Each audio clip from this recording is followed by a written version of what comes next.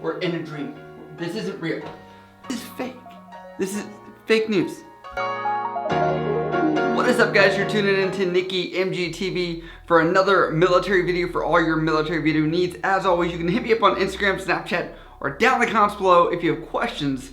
But as always, let's go right into the topic, and that is the shocking news that General Mattis, Secretary of Defense Mattis, will be leaving the position of Secretary of Defense in February, sadly. So that is what I kind of want to go over, but I want to give it from the perspective of the military member. Now, I do want to preface this entire video. This is not a political event or judgment towards our president. It's not politically driven in my agenda.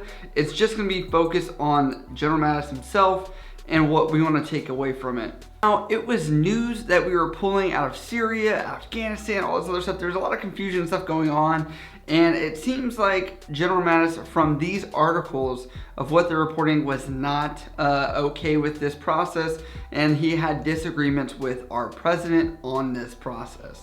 General Mattis's resignation letter honestly tells a huge story of what is happening, or his feelings for what's happening in his position as the Secretary of Defense. So I don't want to take anything out of context, and I want to make sure I let you guys know, if you haven't read it already, I think it tells a lot about his connection with service members and really the impact he's had on service members. He writes, "Dear Mr. President, I have been privileged to serve as our country's 26th Secretary of Defense, which has allowed me to serve alongside our men and women of the Department of Defense, of our citizens and our ideals.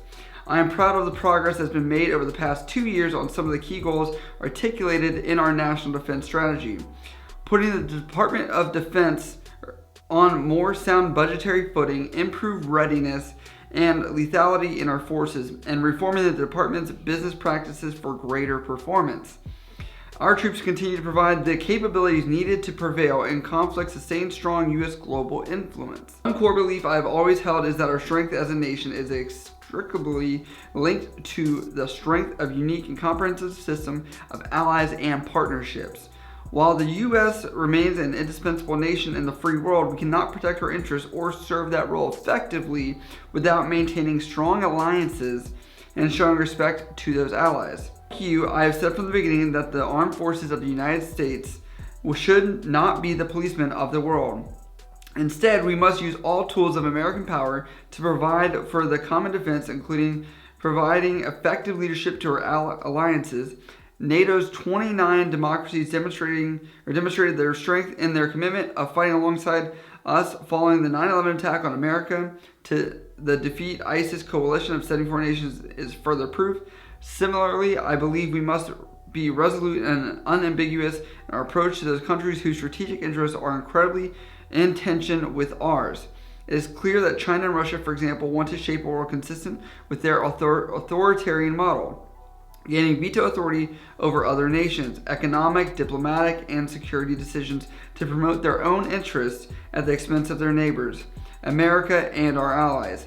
That is why we must all use the tools of American power to provide for the common defense. My views on treating allies with respect and also being clear-eyed about both malign actors and strategic competitors are strongly held and informed by over 4 decades of immersion in these issues. We must do everything possible to advance an international order that is most conducive to our security, prosperity, and values. We are strengthened in this effort by the solidarity of our alliances. Because you have the right to have Secretary of Defense whose views are better aligned with yours on these and other subjects, I believe it is right for me to step down from my position. The end date of my tenure is February 28th, 2019. A date that should allow sufficient time for a successor to be nominated and confirmed, as well as to make sure the department's interests are properly articulated and protected at upcoming events, to include congressional posture hearings and the NATO Defense Ministerial meeting in February. Furthermore, that a full transition to a new Secretary of Defense occurs well in advance of the transition of Chairman of the Joint Chiefs of Staff in September, in order to ensure stability with the department. I pledge my full effort to a smooth transition that ensures the needs and interests of the 2.15 million service members and 732,000 DoD civilians receive undistracted attention of the department at all times so they can fulfill their critical round-the-clock mission to protect the American people.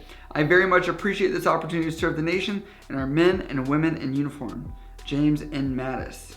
Wow, is all I have to say to that. Wow, because this is coming from a man that has served so many years, and he was a tested and true leader in the battlefield. If you guys don't know, he's called Mad Dog Mattis. He's got a following amongst military members for the pure reason that he is one of the most seasoned people in the world right now as far as the U.S. military goes to fulfill this position. This is exactly why we had cheering and we had so many people that were stoked to have this man as our leader, Secretary of Defense for the military. And it's hard to say this because I'm not saying the next person will not do a good job. Anybody can fulfill shoes and make things better. When you look at resumes, you looked at General Mattis and you saw this guy was definitely the man for the job. And it sucks because we felt safe. We felt like this guy is the guy that was caring about us. You tell from the last bit of it, the last thing he cared about were the people. And that shows a lot about leadership, and I think that shows a lot about what I try to implement in my videos, and I worry about the people. That's why I make videos, and that's why I do this. Because you hear all these things about General Mattis, and you hear about everything that happened under his leadership and how people said commands flourished, how he was an amazing leader. And it's very interesting to say this as somebody is alive and people are saying this about this person. And I say that because everyone knows artists don't make a lot of money, right? But they don't get recognized until afterwards, after they've already done it.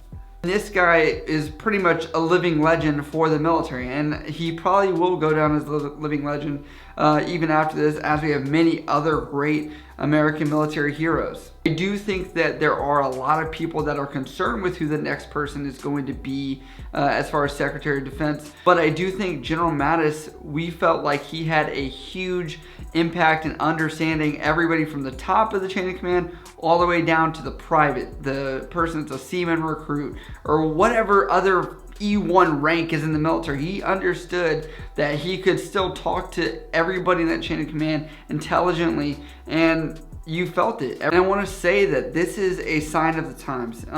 As we are seeing the pullout of Afghanistan, Syria, all these other places, and new adversaries are always, being looked at on the horizon, whatever could happen in the political climate. But I want to drive home, we're moving out of generations of people that served in combat over in Afghanistan, Iraq, and things like that. And even me as a person that's never seen combat, and I've been in 10 years, I consider myself lucky. I've mentioned that in other videos, but I don't want to lose these experienced people, and I hope we can retain them. If you're an OIF, OEF vet, tell me your thought process down below and your experiences. I don't think everything obviously drives down to one person entirely. I mean, there's so many other factors that go along with this, but I do feel like people finally felt like the military was going in a really good direction. I felt very positive about the growing force. I felt positive about changes being made. I felt positive even about that video I made recently. You can check up there where his entire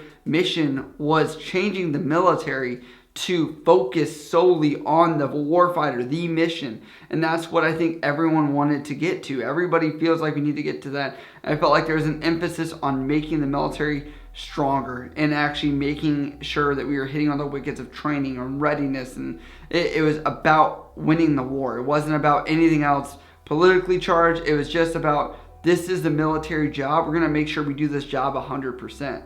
I can hope is that the next Secretary of Defense, whoever that may be, will take this job and take some of the things that General Mattis or Secretary Mattis has done and some of the ideology that he's laid down as far as foundation, and maybe take those things and into their tenure. I want to ask you guys, what do you guys think about this situation? Are you guys worried, not worried? Do you have any ideas on General Mattis and what you've heard about him, or what do you guys think? Let me know down in the comments below. As always, guys, if you guys do have questions, you can always hit me up on Instagram, Snapchat, or down in the comments below. I love you guys. I'll see you next time.